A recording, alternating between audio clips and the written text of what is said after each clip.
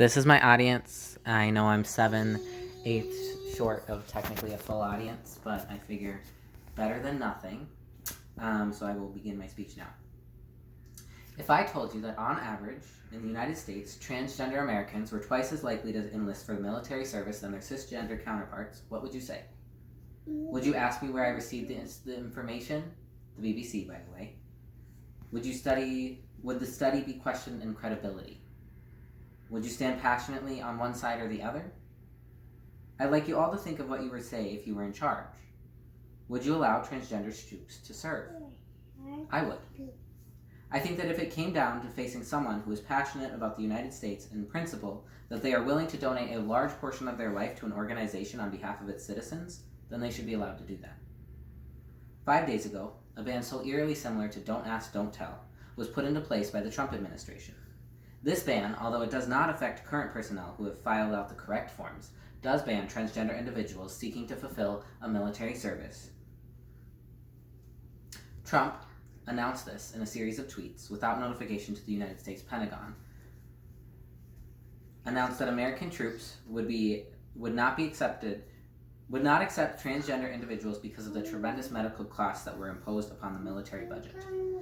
I can tell you for a fact that is backed up by the Washington Post that a study was conducted on behalf of the Defense Department in which the claim was proven to be false. The study concluded that the medical budget would increase by 0.13%, as the cost of adding transgender care to policies would be between $2.4 and $8.4 million.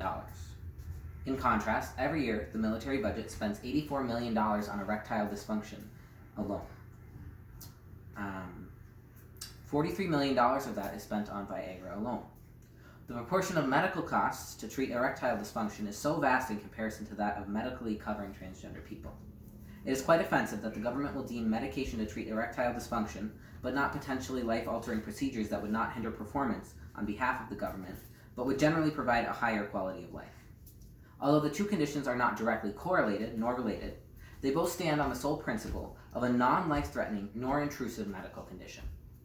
Neither stand in the way of job performance, and both, moderately managed, can be controlled with medical treatment.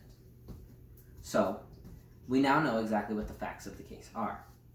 The most predominant reason for banning transgender individuals from military service has in fact been inaccurately portrayed by the president, the media, and part of political parties. So what is it all about? This is simply another thing put into place to enforce societal standards on queer people in the United States. Don't Ask, Don't Tell did it. So did the criminalization in the United States that by 1961, all 50 states had anti-sodomy laws, which banned homosexuality, according to the National LGBTQ Archive. These bans are in place from a heart of hatred, and that of which has no logical standpoint in the United States government. In its attempt to continue the anti-LGBT sentiment, the government has enforced a ban that violates every person's right to serve in the United States military. Although the government has a horrendous past in racism, sexism, and overall bigotry, I am sure we can all agree that there is no place for any hatred or malice when it comes to people serving a country that they believe in.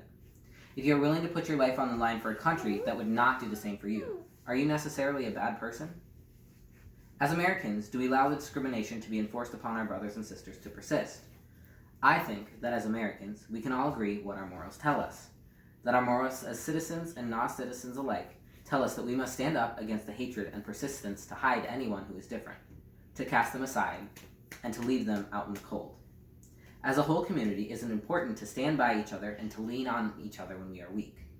Power comes in numbers. It comes from those who are choosing to stand on the right side of history. It is time for us to fix this, to prove that the United States is progressing with the times, and that we can admit our wrongdoings as they are happening. Contact your local congressional representative to speak out against the ban, as well as reaching out to the Department of Defense via www.defense.gov. Thank you.